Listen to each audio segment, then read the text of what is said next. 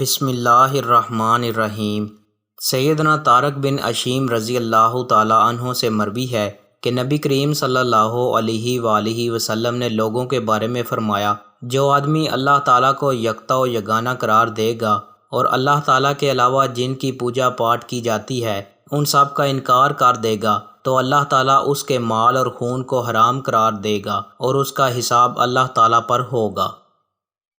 سیدنا انس بن مالک رضی اللہ تعالیٰ عنہ سے مروی ہے کہ رسول اللہ صلی اللہ علیہ وآلہ وسلم نے فرمایا، مجھے اس وقت تک لوگوں سے لڑنے کا حکم دیا گیا ہے جب تک وہ یہ اقرار نہ کر لیں کہ اللہ تعالیٰ ہی معبود برحق ہے اور محمد صلی اللہ علیہ وآلہ وسلم اس کے رسول ہیں۔ جب وہ یہ گواہی دیں گے اور ہمارے قبلے کی طرف رخ کریں گے اور ہمارا ذبیحہ کھائیں گے اور ہمارے والی نماز پڑھیں گے تو ان کے خون اور مال ہم پر حرام ہو جائیں گے، مگر ان کے حق کے ساتھ، اور ان کو وہی حقوق ہوں گے جو دوسرے مسلمانوں کے ہیں، اور ان پر وہی ذمہ داریاں ہوں گی جو دوسرے مسلمانوں پر ہیں۔